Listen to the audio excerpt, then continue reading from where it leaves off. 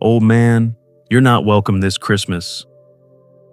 Those 5 words cut deeper than any blade. They weren't shouted in anger, but spoken with a calm indifference that made the rejection sting even more. To be cast aside not with rage, but with cold dismissal, is a wound that leaves scars far beyond the holiday season. In that instant, what should have been warmth and belonging became a door slammed shut, a reminder that love without respect is nothing more than a performance. And from that betrayal, a story unfolds, not just of loss, but of confrontation, reckoning, and the fight to reclaim dignity that was almost erased. Before we dive into today's story, I recommend you hit that subscribe button and turn on the notification bell, so you never miss a new story filled with drama, resilience, and unexpected twists. If you enjoy this video, type 1 in the comments. If not, type 0 to let me know how I can make better content for you. Now, settle in, get comfortable, and maybe grab your favorite drink, because this is a tale you won't want to miss. Let's get started. I live in a small house on the south side of Austin, the kind of place where the porch boards creak when you step onto them, and the light above the door flickers no matter how many times you change the bulb. It's not much, but it's mine, and every inch of it holds a memory of the life I built with my wife before she passed. The kitchen still smells faintly of the cedar cabinets I sanded by hand. My tools sit neatly arranged in the garage, blades sharpened and handles worn smooth from years of use. Most mornings I brew a pot of strong coffee, turn on the old country station, and busy myself in the shop shaping planks into furniture for neighbors. Austin has changed around me. The quiet city I knew when I moved here in the 80s has become a booming tech hub. Glass towers rise near Lady Bird Lake, and luxury cars speed down Congress Avenue. The skyline belongs to people like my son, Brandon. He's 35 now, a billionaire after his fintech startup went public. Magazines call him self-made, a pioneer of artificial intelligence in risk modeling. When I walk by the newsstand, I see his face smiling under bold headlines about innovation and disruption. And every time, a part of me feels proud, while another part feels invisible. The truth no journalist prints is that for 7 years, I've been quietly paying the mortgage on his Austin penthouse. Back when his company was still clawing its way through early rounds of funding, I co-signed the loan and set up an automatic payment, $3,950 a month. Just until the IPO, he told me. I believed him. The IPO came and went, but the transfer never stopped. Month after month, like clockwork, money left my account, shrinking the retirement I once thought secure. I told myself it was worth it to see my son succeed. But lately, I've started to wonder if he even remembers whose name is still tied to that apartment. I think back to the day I signed. The bank officer, a younger man in a gray suit, looked me straight in the eye. "Mr. Ramirez, are you sure you want to put your own assets on the line? That's a big commitment for a retirement account." I nodded, stubborn as ever, convinced I was doing what any good father would. My wife was alive then. She squeezed my hand under the table, her eyes soft but worried. She knew the cost of sacrifice better than anyone. Now the house feels emptier without her. I cook simple meals, beans, tortillas, sometimes a small roast if the week's been kind. I sit at the same table we once gathered around as a family and think about how quiet it has become. On nights when loneliness presses too hard, I take out her photo and set it on the counter while I eat, as though her presence might season the air. Meanwhile, Brandon's life is a parade of galas and charity events. Ava, his wife, posts photos online of glittering dinners and perfectly staged moments. Her parents, Giles and Veronica, old Houston money, hover in the background of every picture, their smiles polished, their confidence carved from generations of wealth. I scroll through those images and wonder where I fit. The captions talk about resilience, about bootstraps, about starting from nothing. My son smiles at the camera, a billionaire success story. And I can't help but think of the $331,800 that's come out of my pocket since the first transfer cleared. I try not to let bitterness take root. I remind myself that Brandon once rode his bike up and down this very street, that he once came running home with skinned knees and stories of imagined adventures. I still see the boy in him sometimes, though the man he has become moves in a world I barely recognize. Still, hope is a stubborn flame. This year I've told myself I'll make my famous roast turkey for Christmas. It's the recipe my wife perfected, the one she said tasted better than her grandmother's. I picture myself carrying it into Brandon's gleaming kitchen, the smell filling the air, laughter circling the table. Maybe, just maybe, we'll feel like family again. But at the edges of that vision, doubt creeps in. I've been reading the transfers again, the cold numbers marching down the page like soldiers, each one a reminder that generosity without boundaries is just a silent debt no one respects. Late one night, I wrote that very sentence into my notebook. The ink bled a little on the page, but the words stayed. I don't know yet what they mean for this Christmas, only that they are true. I close the book, place it on the table, and look out at the city lights blinking in the distance. Somewhere up there, in one of those towers, my son is making plans. And somewhere down here, I'm wondering how long a father can keep carrying the weight of a promise no one asked him to keep anymore. If you're still watching and this opening struck a chord with you, drop number 1 in the comments so I know you're with me. Now, let's uncover what happens next. The FaceTime call came in the middle of an ordinary Tuesday. I was sanding the leg of a walnut table, sawdust floating in the late afternoon light, when my phone buzzed on the workbench. Brandon's name lit the screen. I wiped my hands on a rag and answered, smiling the way fathers do when they see their child's face, no matter how old that child has become. He appeared against the backdrop of his penthouse, Austin's skyline shimmering through floor-to-ceiling windows behind him. He looked sharp even in a simple gray hoodie, the kind that probably cost more than my week's groceries. His voice was steady but distant, as though he had already rehearsed what he was about to say. "Dad, this year, I'm not expecting you for Christmas." The words landed without warning, cutting cleaner than any chisel I'd ever held. They were polite, almost sterile, like a memo written by an assistant. For a moment, I thought I had misheard. Then Ava appeared in the background, her blonde hair tied back neatly as she spread place cards across a long dining table. She didn't look at me, but I could hear her directing someone about the order of guests. Brandon added quickly, "We've got international partners flying in, and Ava's parents are hosting some donors.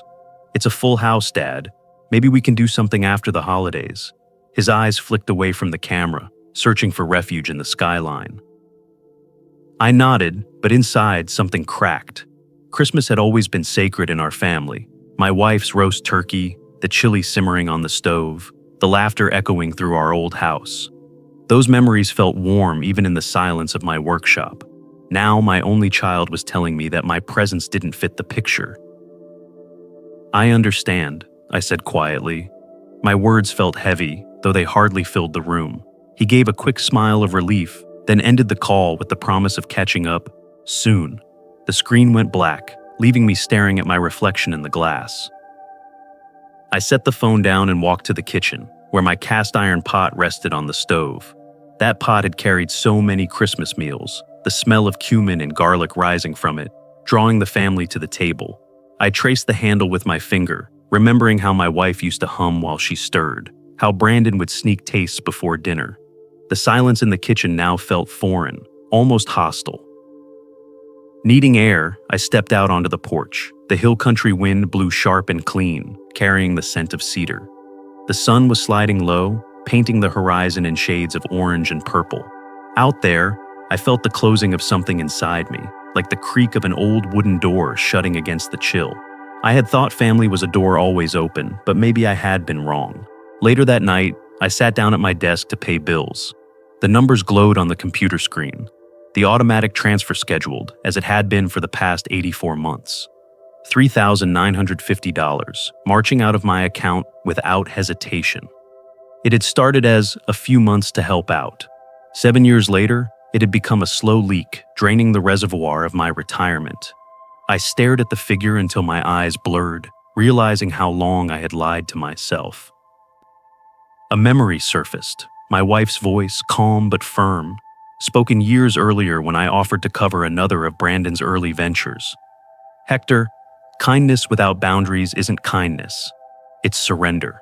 At the time, I brushed it off, convinced that helping our son was the same as helping ourselves. Now her words returned with the weight of prophecy. I pulled out the notebook I kept beside the lamp. The cover was worn, the pages filled with grocery lists, carpentry sketches, and fragments of thoughts. I opened to a blank page and wrote in slow, deliberate strokes, "If my son doesn't expect me at Christmas, then my money should stop expecting to leave my account." The ink spread slightly on the paper, the letters bold against the dim light. I closed the book and sat in the stillness of the house. Outside, the wind rustled the trees, rattling the loose panel on the fence. Inside, the refrigerator hummed. For the first time in years, the thought of change felt possible. My son's rejection had planted something in me. Not anger, not yet, but a vow forming like a grain of sand inside an oyster. Time would turn it into something harder. I didn't act that night. I didn't pick up the phone or call the bank. But I knew the decision was already alive in me. Brandon might not expect me at his Christmas table, but soon he would learn that I could also stop showing up in his balance sheet. If you're still here and curious about where this twist is heading, type number 2 below to show you're following along. Let's dive deeper into the story. The morning after Brandon's call, I woke before the sun, my chest heavy with the memory of his words. The house was silent, the air sharp with December cold seeping through the drafty window frames. I made a cup of coffee, black and bitter, and sat at the kitchen table staring at the faded checkered tablecloth. Something inside me had shifted. For years, I told myself the payments were temporary, a bridge my son would soon replace. But now, I understood the bridge was never meant to end. I had been the one laying planks across a river that wasn't mine to cross. By 8 o'clock, I was on the phone with the credit union. The hold music played faintly while I tapped my finger against the table. When the representative came on, her voice was calm, professional, detached. I gave her my account number, answered the security questions, and finally said the words I had been afraid to speak for 7 years. I'd like to cancel the recurring transfer of $3,950 to the downtown property, effective immediately. There was a pause on the other end as she typed. "All right, Mr. Ramirez," she said. "I see the transfer here. It has been canceled as of today, just like that."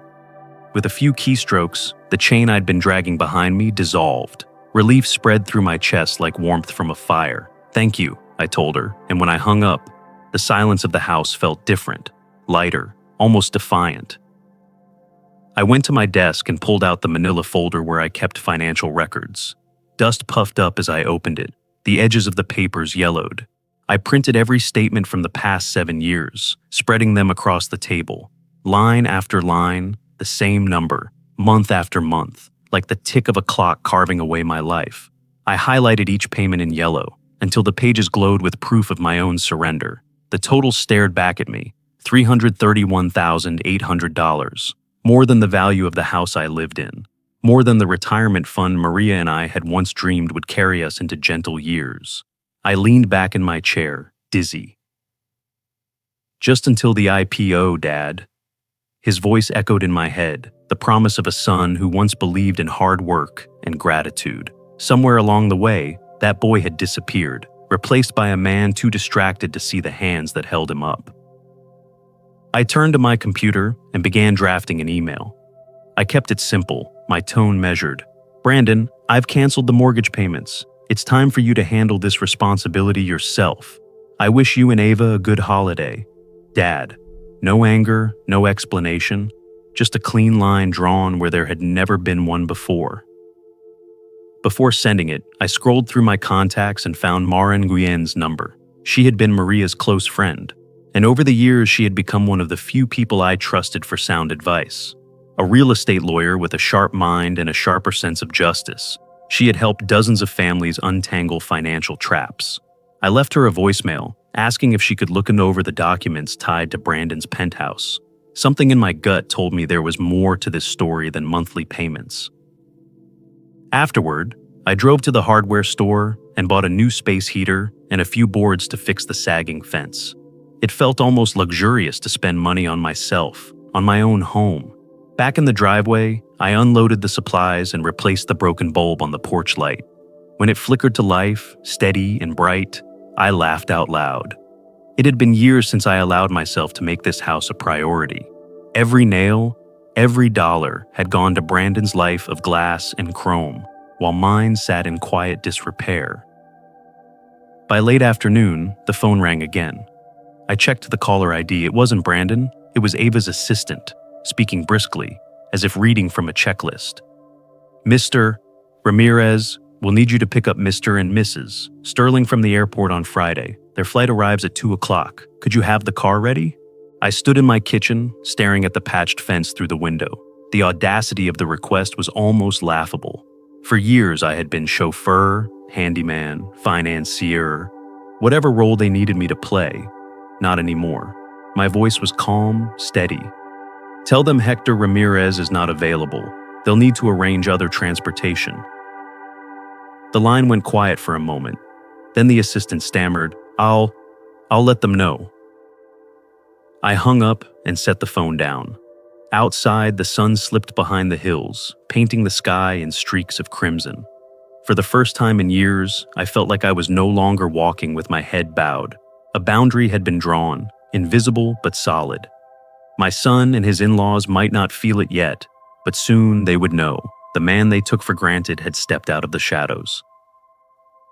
If this part is keeping you hooked, comment number 3 right now so I know you're riding every turn with me. Now, let's continue and see how the conflict unfolds.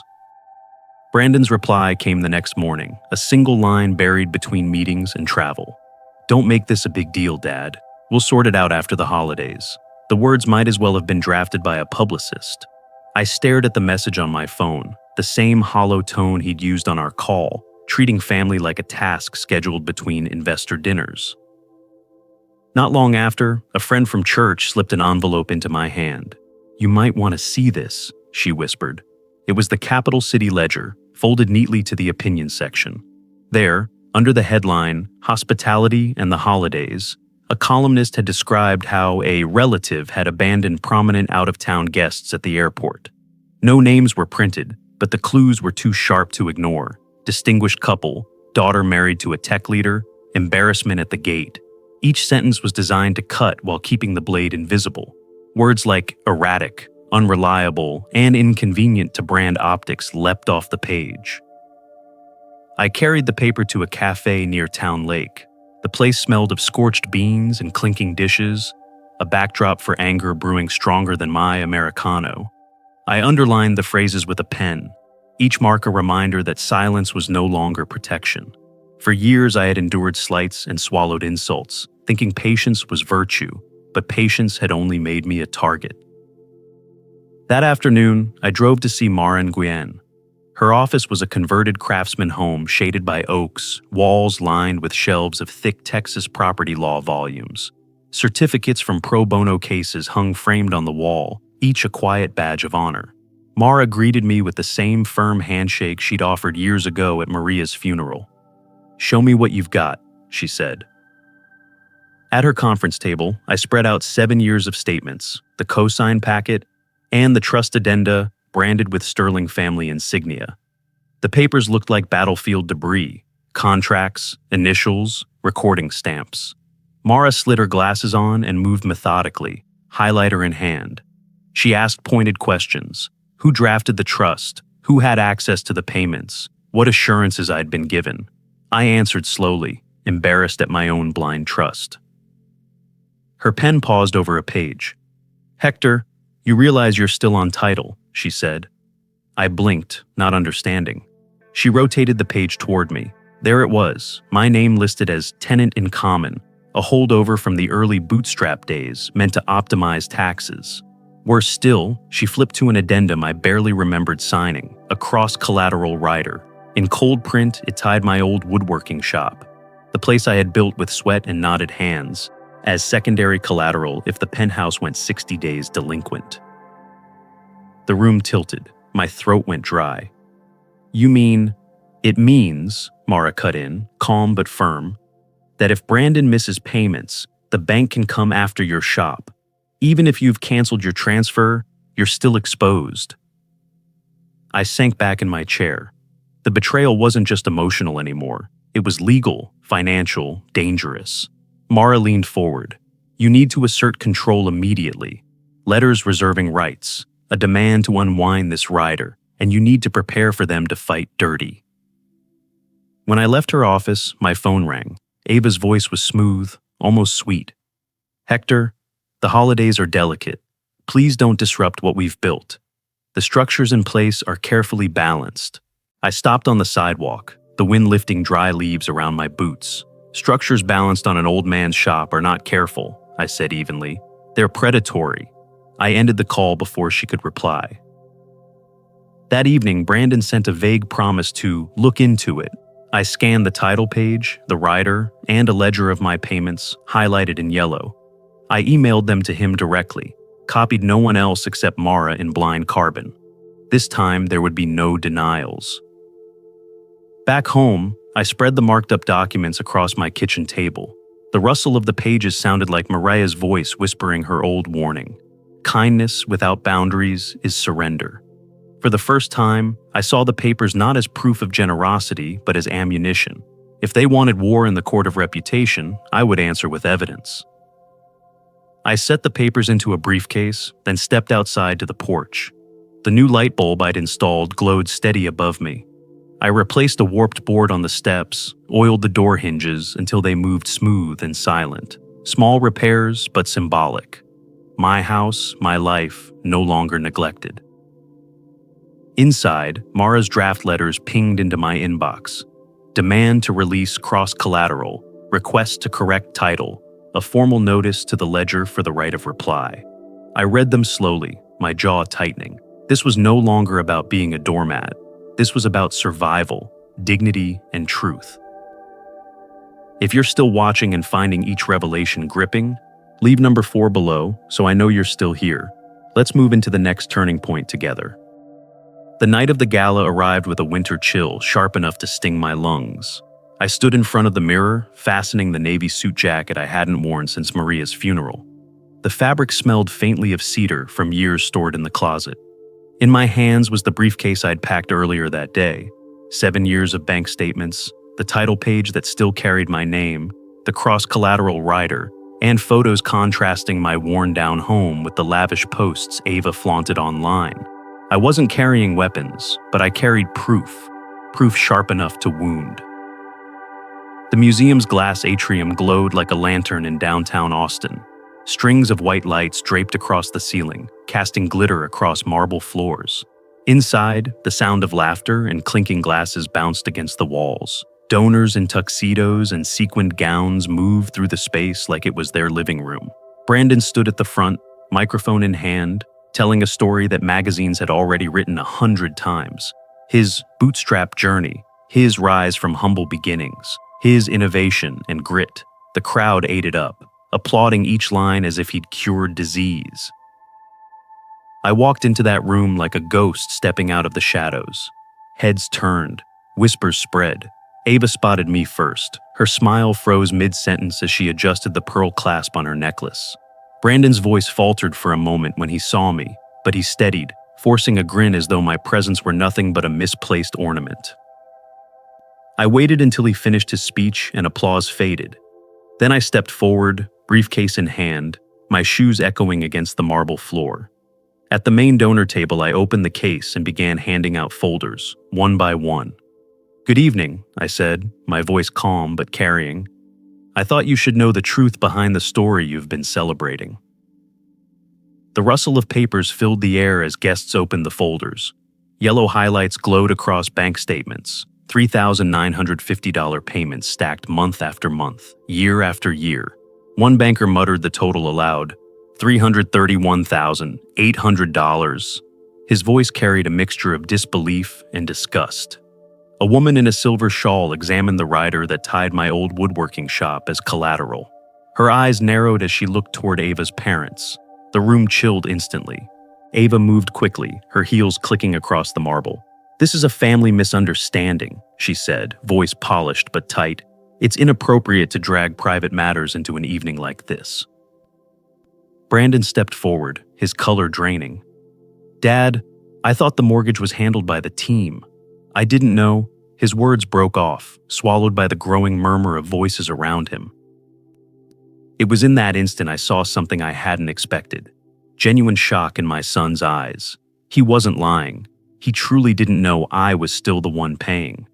The realization struck harder than his earlier rejection. This wasn't just about his negligence, it was about manipulation on a larger scale. The Sterling family office had hidden the truth, disguising my payments as PR bootstrap support, maintaining the illusion of Brandon's independence while siphoning from me. Veronica and Giles hadn't just tolerated my sacrifice, they orchestrated it. I tightened my grip on the podium microphone. "This isn't about misunderstandings," I said. "This is about exploitation." For 7 years, while you applauded his self-made success, every month of his mortgage came out of the pocket of an old man too proud to speak up. My name is still on the title. My shop is still tied as collateral. His story of independence has been standing on my back. Gasps spread across the room. One donor turned to Giles Sterling, demanding, "Is this true?" The older man's polished expression cracked just slightly. Ava clutched her wine glass as if it might shield her from the stares. Brandon looked at me, pale, shaken. "I'll fix this," he whispered. His words were barely audible, lost in the tide of murmurs, but I heard them. I had heard them before, in different forms, promises to fix, to handle, to cover. This time, I didn't nod, didn't allow hope to glue over the fracture. I gathered the briefcase, lighter now with its contents scattered among the guests. My job wasn't to argue with their spin. My job was to place the truth on the table and walk away. As I moved through the crowd, conversations erupted, sharp voices, pointed questions, murmurs of sympathy mixed with disbelief. The glittering gala had turned into a courtroom, and the Sterlings were no longer hosts but defendants. Outside, the night air hit me like a baptism, cold, honest, and cleansing. For the first time, the weight on my shoulders eased. They had declared war in whispers and newspapers. I had answered under lights, with documents no spin could erase. The battle was no longer hidden. It was public, and there was no turning back. The morning after the gala, the city seemed to hum with whispers. At the corner store, I saw the Austin Chronicle stacked high, the front page showing a photo of me handing out folders beneath a chandelier. The caption read, "Billionaire's Holiday Gala, disrupted by father's accusations." Online, the images spread even faster. Brandon's pale face, Ava's glare, and me in my old Navy suit. Documents fanned across the table like evidence at trial. Some praised me for courage, others mocked it as family drama too messy for public view. Either way, the truth was out.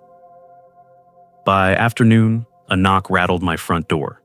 When I opened it, Brandon stood on the porch, no entourage, no polished grin. He looked 10 years older than the night before, dark circles under his eyes, his tie loosened. For once, he wasn't performing. "Dad, can I come in?" he asked quietly. I let him inside. He sat on the couch like a man who had lost a war, his hands clasped, knuckles white. I waited, letting the silence weigh. "I swear I didn't know," he finally said. "The payments, I thought they stopped years ago. Ava's parents told me the mortgage was handled by the office. I trusted them." His voice cracked, softer now. "I feel like a fool." I studied him carefully. The boy I once raised flickered behind the exhausted man in front of me. "How could you not know where your money came from?" I asked. "How do you stand in front of donors and call yourself self-made when you never even looked?" His shoulders sagged. "I signed what they put in front of me. I wanted to believe it was all legit. Maybe I wanted their approval too much." He rubbed his face, ashamed. "I thought you were proud of me." The words hit harder than I expected. I had been proud once, but pride built on lies rots fast. I opened my mouth to answer, but my phone rang on the table. Mara's name lit the screen. I answered, and her tone was clipped. "Hector, I need you to know, the Sterling's lawyers are already moving. They're drafting a statement painting you as unstable, claiming you barged in without reason. Worse, they're hinting at foreclosure triggers on your shop if you escalate." I froze. They'd risk going after my shop? They're ruthless, Mara said. Cross-collateral clauses give them leverage. If you push this into court, they'll make it ugly. I hung up and sat heavily, the air gone from my lungs. Brandon's eyes widened. They can't touch your shop, can they? They can, I said. And they will if I stay silent or if I speak too loudly. That's the trap. The choice hardened before me like stone. Back down quietly, protect what little I had left, and let them bury me under slander. Or risk it all, fight with everything in me, and finally cut the chains, even if it meant losing my son forever. Brandon leaned forward, desperation in his voice. Dad, please, just give it time. Don't escalate. Let me figure it out with Ava's parents. If you push now, they'll crush you. I looked at him, my own son begging me to remain silent so the Sterlings could hold their power. Anger rose, but underneath it, sorrow too. Time is what I've already given, Brandon. 7 years of it. Silence has been my prison. I won't stay in it any longer. I reached for the stack of documents on the coffee table, placing my hand on the weight of 7 years' sacrifice. The paper felt heavier than steel. This isn't just about money. It's about respect. You have to decide, son. Do you stand with them, or do you stand with the truth? He opened his mouth, then closed it, no words finding him. The silence stretched, thick with all the years between us. I rose and walked to the window. The porch light I had repaired glowed steady against the twilight, small, ordinary, but unshakable. I took a deep breath. I've made my choice, I said softly. I will fight, no matter the cost. Behind me, Brandon sat wordless, caught between loyalty and fear. For the first time, I felt no urge to rescue him. This was his battle to choose, but mine was already decided. If the pressure is building for you too, drop number 6 in the comments to let me know you're still following every beat. Now, let's step into the choice that changes everything. The days after the gala felt like walking through a storm without shelter. Austin's social circles buzzed, whispers trailing from boardrooms to cafes. People I'd known for years suddenly looked past me as though eye contact might taint them. The Capital City Ledger printed another article, quoting anonymous sources about my supposed temper, calling me vindictive, even unstable. A TV station aired a segment showing footage of me leaving the museum, the camera cutting sharply to commentary about family disputes turned public spectacle. Watching it felt like swallowing glass. My name, once tied to honest work and quiet craftsmanship, was now dragged through every living room with a television. The damage spread faster than I expected. At the cafe where I stopped most mornings, the barista avoided my eyes, sliding my coffee across the counter without a word. I overheard 2 men whispering near the window, one muttering, "That's him," like I was a criminal out on bail. My shop suffered too. A longtime client called to cancel a custom dining table order. She apologized, her voice trembling, but said she couldn't risk being associated with bad press. The words hit harder than a hammer's blow. Then the letters started arriving. White envelopes from the bank, heavy with threat. Inside were notices of delinquency tied to Brandon's penthouse mortgage. Each one carried my name too, dragged into the mess by that cross-collateral rider. In neat legal language, they warned that my woodworking shop could be flagged as secondary exposure. My stomach clenched as I read. This wasn't abstract anymore. They could come for the one place that still kept me whole. Mara met me in her office, spreading the notices across the table. "They're preparing to test you," she said, tapping the page with her pen. "They want to see if fear will push you into silence. If you back down now, they'll bury the evidence." I stared at the papers until the words blurred. "If they take my shop, they take everything," I said. "This place is all I've got left." Her voice softened. "That's exactly why you can't give in." Brandon, meanwhile, retreated deeper into Ava's orbit. He sent only clipped text messages, working on it. "Don't push right now." The phrases were like bandages too small to cover the wound. I recognized the pattern. It was the same rhythm of avoidance that had drained 7 years of my savings. I couldn't trust it anymore. Fear pressed on me at night. I walked through the shop after dark, touching each tool as though it might vanish in the morning. The sawdust on the floor, the smell of varnish, the hum of the old fan. These were my companions, my second skin. The idea of strangers cataloging it for foreclosure made my chest ache. I thought of Maria, her laugh echoing when she used to visit me here, carrying iced tea on summer afternoons. Kindness without boundaries is surrender, she had once told me. Her words echoed louder now than ever. One evening, Mara called with a spark of hope. "I found something," she said. "Because you are still on title, you can demand partition. You could force a sale or extract your equity to release liability. It'll be public, messy, and neat. And they'll fight tooth and nail, but it protects you legally." I stood in the middle of my shop, her words ringing in my ears. Force a sale. It sounded drastic, almost violent, but it was a weapon I hadn't realized I held. The Sterlings had turned reputation into a blade, but now I had a blade of my own. That night, I walked slowly through the shop, running my fingers across the wood grains of unfinished projects. I touched the oak beams I had saved for a cradle I never got to build, the cedar planks meant for a porch swing Maria always wanted. Every piece of lumber carried memory, promise, life. I whispered aloud, "You will not take this from me." I locked the shop door with deliberate care and stepped into the cold night air. Above me, the porch light glowed steady, the one I had repaired weeks before. For a moment, the weight of consequences pressed so hard it bent my shoulders. Yet under it, I felt the faintest spark of resolve. I wasn't powerless anymore. I had proof. I had Mara, and now I had a path. The storm hadn't ended, but at last, I held my own umbrella. The kitchen table had become a battlefield.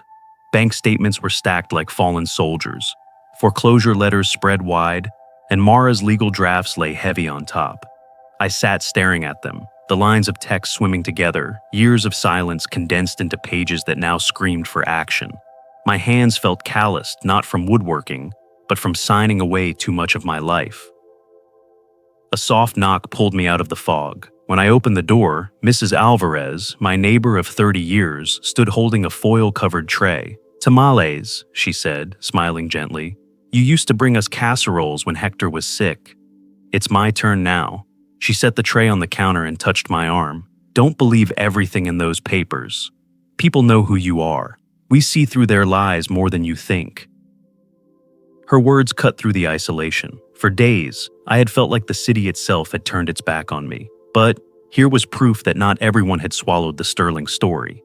I thanked her, and as she left, I felt a small seed of resilience root itself in my chest. Later, I met Mara in her office. She had already drawn up a strategy, her desk neatly organized with color-coded folders. "Here's the reality," she said, sliding a paper toward me. "Because your name is still on the title, you can demand partition. You can force a sale, or at least extract your equity, which would cut their leverage. But it will be messy, public, brutal. Are you ready for that?" I stared at the page. My shop flashed before my eyes, wood dust in the air, tools lined up in order, projects half finished. "If I don't fight, I could lose it anyway," I said. My voice sounded steadier than I felt. That evening, I walked along Lady Bird Lake. Christmas markets lined the trail, families gathered under glowing string lights. Children laughed, vendors sold cocoa, music drifted on the cool air. I stopped at the water's edge, watching the reflections tremble on the surface. Would Maria have wanted this? To drag our family's name through courts and papers? Or would she have urged peace for Brandon's sake? The question ached, but then I remembered her voice. Respect isn't begged for, Hector. It's lived and it's defended. The memory stiffened my spine. When I returned home, Brandon was waiting on the porch, his shoulders hunched. He looked younger somehow, like the boy who used to bring me broken radios to fix. Inside, he paced, then finally spoke. "Dad, don't file anything yet. Please, let me talk to Ava's parents. We can work this out privately. Going public with legal action will destroy everything." I studied him. He wanted to be the peacemaker, but his voice carried more fear than conviction. "Private negotiations are what allowed this to happen," I said. 7 years of silence, of trusting their words over my instincts. Silence has always cost me more than it costs them. He winced. I'm trying to protect you. No, son, I said softly. You're trying to protect them. And I can't let you anymore. The decision was made. That night, I returned to the shop. I swept the sawdust into a neat pile, sharpened the blades, and arranged the tools until each gleamed in its place. The ritual steadied me, a reminder that order could be restored, that I still had control over something. The scent of fresh cedar and oil rose around me, a comfort and a promise.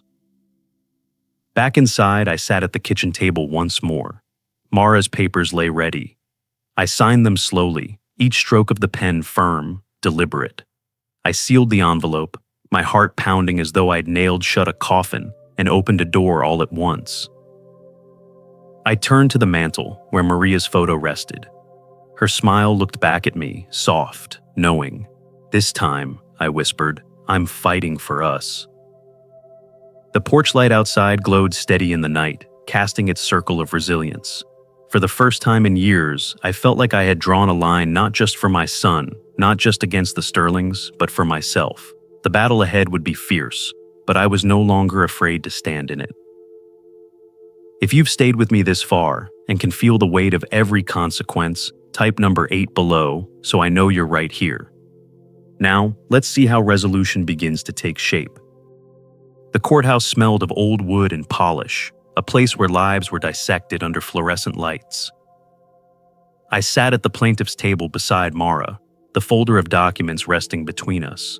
Across the aisle, the Sterlings arrived with their legal entourage, Ava's pearls gleaming under the harsh lights, Giles whispering into his attorney's ear. Brandon sat slumped in his chair, his suit pressed, but his shoulders sagging. He avoided my eyes. The trial drew local press. Reporters filled the benches, their pens scratching as the case unfolded. The Sterlings' lawyers painted me as a bitter old man, resentful of his son's success. They implied I had barged into the gala to humiliate them, that I was unstable, that grief over Maria's death had clouded my judgment. Their words were smooth, rehearsed, and poisonous. Then Mara rose. Her voice was steady, precise. She laid out the evidence. 7 years of bank statements, each payment highlighted, totaling over $331,000. She projected the title document on a screen, my name still listed as tenant in common. She pointed to the cross-collateral rider that tied my woodworking shop to their penthouse debt. The courtroom murmured as she explained what it meant in plain English. My livelihood had been at risk so that Brandon and Ava could entertain donors under the illusion of independence. When it was my turn to testify, my hands trembled, but my voice did not. I spoke of the day Brandon told me he didn't expect me for Christmas, of the years I had sacrificed meals, repairs, and retirement so his penthouse could gleam. I spoke of Maria's warning, kindness without boundaries is surrender, and how I had learned the truth too late. For the first time in years, I didn't swallow the shame. I laid it bare. Brandon was called to the stand next. The attorney asked if he had ever confirmed who was paying the mortgage. He admitted he had not. He signed documents his in-laws provided, trusting them blindly. His voice cracked. I thought it was handled, he said. I didn't know my dad was still paying. The courtroom hushed. In that moment, the illusion of control shattered. He wasn't a mastermind of his own destiny, but a pawn in a narrative carefully crafted by the Sterlings. The judge's decision came with deliberate clarity. This court finds sufficient evidence that Mr. Ramirez's assets were wrongfully entangled. The property shall be partitioned. Mr. Ramirez is released from liability, and the cross-collateral rider on his business is void. Relief spread through me like warm sunlight. My shop was safe. My name, at least in the law's eyes, was cleared. The mortgage was declared Brandon and Ava's sole responsibility. I glanced across the aisle. Ava's face was tight with fury. Giles's complexion blotched red. Their empire of polish had cracked. The consequences rippled outward quickly. Donors whispered, distancing themselves from the Sterlings. At cocktail parties, their names carried a sour taste. Journalists wrote not of my supposed instability, but of a father who had quietly funded his son's rise only to be erased from the story. Sympathy shifted in my favor, though it came too late to repair years of loss. For Brandon, the fallout was harsher. His testimony revealed a man careless with truth, willing to let others steer his life. His marriage showed strain. Ava's glares at him during the proceedings were sharp enough to draw blood. He looked cornered, loyalty tugging in two directions, shame bleeding through every glance. When the judge dismissed the court, I stepped outside into the crisp Texas air. The winter sun cut across the courthouse steps, and for the first time in years, the weight on my shoulders eased. Reporters swarmed, cameras flashing. One asked if I had any final comment. I paused, the city buzzing behind me, the courthouse looming above. Respect, I said slowly, is the only inheritance worth leaving behind. The line appeared in the next day's headlines, printed bold across the Chronicle. Father declares respect above wealth in sterling court battle. Reading it over coffee in my shop the following morning, I felt something settle inside me. It wasn't triumph, it was release. I knew rebuilding my name would take time. Some would still believe the lies, others would whisper, but my shop was mine again, my dignity intact, and the truth no longer hidden. That was enough. Weeks after the judge's gavel fell, life returned to a rhythm I had nearly forgotten. The shop smelled of cedar and varnish again, not fear. Each morning, I swept the sawdust into neat piles, set my tools in order, and sanded oak planks until the surface shone smooth beneath my hands. The scrape of sandpaper was like prayer, steady and cleansing. For the first time in years, my work belonged entirely to me. Clients who had disappeared began to trickle back. One afternoon, a woman stepped cautiously into the shop, holding her hat as though entering a sanctuary. "I'd like you to build me a dining table," she said, her voice tentative. I never believed the things they wrote. Others followed, some apologizing for their silence, some simply placing orders. Respect was returning slowly, like grass pushing through winter frost. Neighbors, too, found their way at my porch. They dropped off pies, shook my hand, and spoke words that steadied me. "We know who you are," one said firmly. It reminded me that a man's worth isn't written by headlines, but by the memory he leaves in those closest to him. One evening, as I was oiling the hinges of the shop door, Brandon appeared. He stood in the yard a long time before walking up, his hands jammed in his pockets. Gone was the polished billionaire veneer. His voice was rough when he finally spoke. "Ava's moved back with her parents. We're not sure where things stand." His eyes flicked to mine, vulnerable in a way I hadn't seen since he was a boy. "Dad, I don't want money. I don't want favors. I want to know if there's still a way back." I studied him, the silence stretching between us. Part of me wanted to close the door forever, but another part, the part Maria had nurtured, knew bitterness is its own prison. "Respect is earned," I said slowly, "and you know how to start." His shoulders lowered, not in defeat but in understanding. For once, he didn't argue. That night, I didn't feel vengeful. The fight had ended in court, but the greater battle had ended within me. I no longer measured love by what I gave away. I no longer confused sacrifice with worth. What remained was clarity. I had boundaries now, and no one could erase my dignity. On Sunday, I drove to Rose's house, Maria's cousin. The smell of tamales greeted me before I even knocked. Children crowded around, waving drawings and school projects. "Uncle Hector, look!" they cried. Their laughter filled the air, light and unburdened.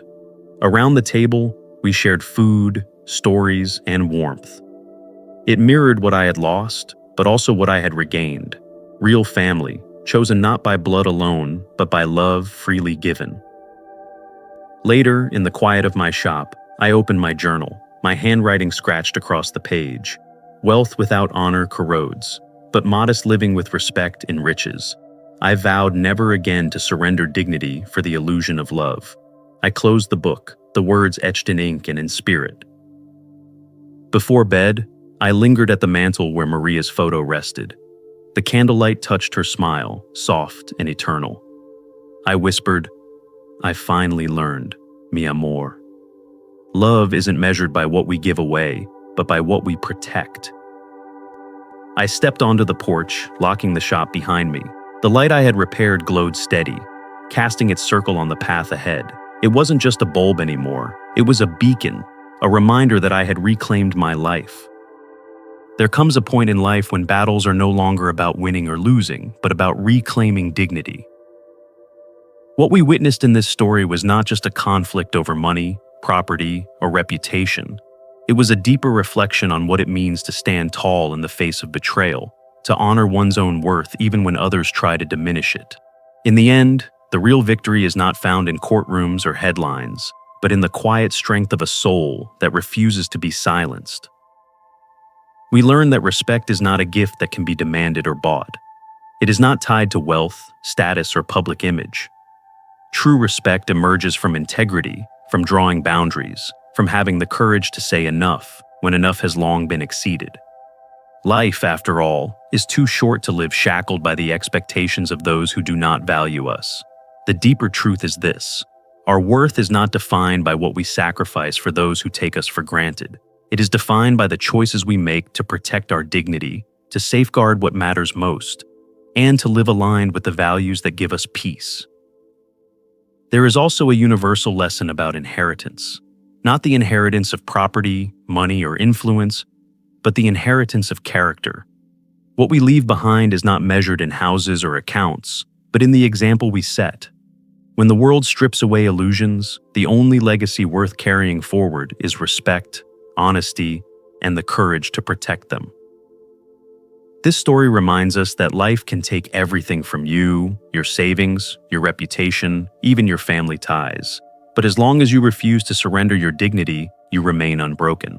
And in that refusal, you discover a kind of freedom no one can ever take away.